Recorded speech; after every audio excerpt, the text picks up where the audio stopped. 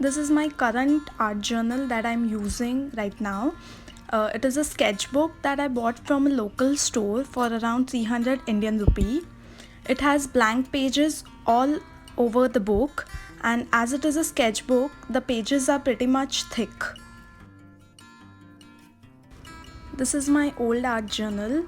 It is basically a 6 subject notebook that I bought. It has ruled pages, but we can actually glue down blank papers on it and work with it.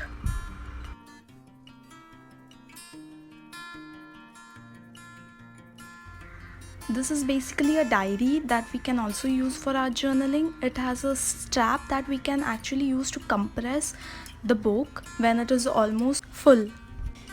Even this diary has ruled pages that we can obviously work out with. This diary is similar to the previous diary, just the difference is it's just cheap because it is not hard bound, it has soft bounded cover. This is the last diary that I would recommend you. It is a handmade diary and probably my favorite. I use it as my botanical journal. As you can see, it has much thicker pages than the previous ones.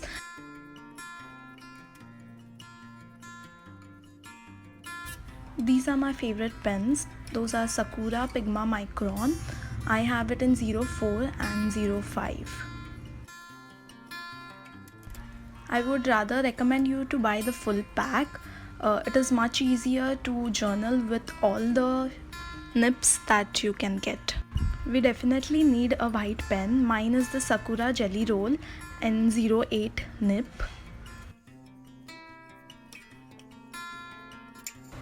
If you don't want to buy the whole set, you can obviously buy a thicker pen, that is a Uniball Air. It has a thicker nib.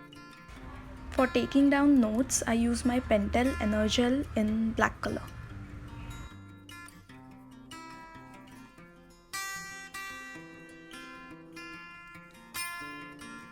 Acrylic colors are the best to use in your art journaling pages.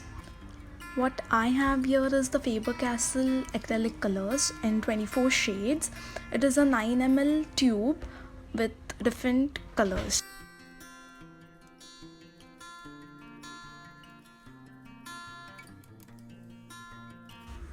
My favorite glue is the school glue, which I bought from a Mr. DIY store near me.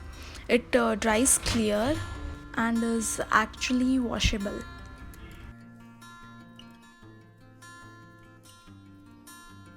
For a glue stick, I use a Bobo glue stick, which is again from a Mr. DIY store near me.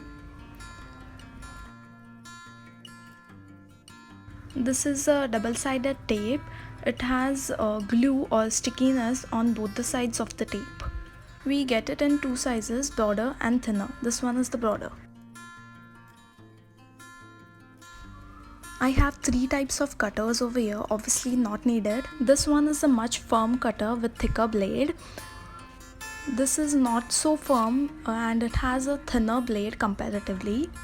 And this one over here is my traveling cutter.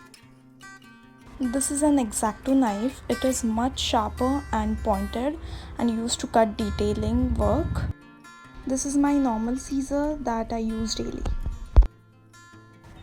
This is my paper cutter or paper trimmer that I own. It is again from a local store near me.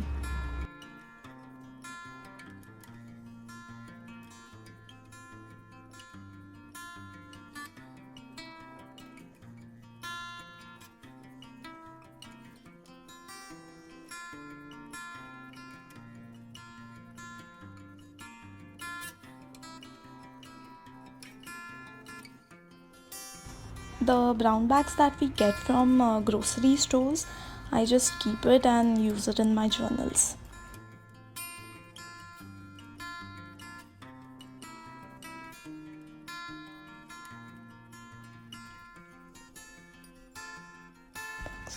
These are some torn out pages from old books.